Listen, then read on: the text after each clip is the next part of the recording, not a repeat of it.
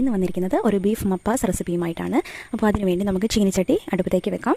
ചട്ടി ചൂടായാൽ വെളിച്ചെണ്ണ ഒഴിച്ചു കൊടുക്കാം. ഇതിലേക്ക് സവാള അരിഞ്ഞത്, ഇഞ്ചി, വെളുത്തുള്ളി എന്നിവ കൊത്തി അരിഞ്ഞത്, കറിവേപ്പില, പച്ചമുളക് ഇത്രയും കാര്യങ്ങൾ ചേർത്ത് നമുക്ക് നന്നായിട്ടൊന്ന് ഇളക്കാം. സവാള വഴന്ന് വരുമ്പോൾ ഇതിലേക്ക് കുറച്ച് മഞ്ഞൾപ്പൊടി, കുറച്ചധികം മല്ലിപ്പൊടി, മുളക് പൊടി, പിന്നെ നമുക്ക് വേണ്ടത് ഗരം മസാല, ഇത്രയും പൊടികളിട്ട് ഇതിൻ്റെ പച്ചമണം മാറുന്നത് വരെ നമുക്ക് നന്നായിട്ടൊന്ന് വഴറ്റി കൊടുക്കാം.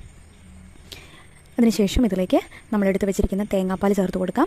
നന്നായി മിക്സ് ചെയ്യാം. തേങ്ങാപ്പാലൊന്ന് തിളച്ച് വരുമ്പോഴേക്കും നമ്മുടെ മെയിൻ ഇൻഗ്രീഡിയൻ്റ് ആയ ബീഫ്, അത് ഞാൻ കുക്കറിൽ നേരത്തെ കുക്ക് ചെയ്ത് വെച്ചതാണ്. മഞ്ഞൾപ്പൊടിയും ഉപ്പും കുറച്ച് വെള്ളവും ചേർത്ത് വേവിച്ചതാണ്. അത് ഇതിലേക്ക് നമുക്ക് ഇട്ട് കൊടുക്കാം. അതൊരു സ്ക്വയർ ഷേപ്പിലാണ് കട്ട് ചെയ്ത് വെച്ചിരിക്കുന്നത്. നമുക്കിതിലേക്ക് ഇടാം. ഇനി നമുക്ക് ഈ ബീഫ് വേകേണ്ടത് ഈ തേങ്ങാപ്പാലിൽ കിടന്നാണ്. നന്നായി തിളച്ച് വരുന്ന സമയത്ത് വേണമെങ്കിൽ കുറച്ച് കുരുമുളക് പൊടിയും കൂടി ചേർത്ത് കൊടുക്കാം. ഈ സമയം നമുക്ക് ഉപ്പ് നോക്കാം. ഉപ്പ് കുറവാണെങ്കിൽ കുറച്ചുകൂടി ആഡ് ചെയ്ത് തീ ഓഫ് ചെയ്ത് വെക്കാം.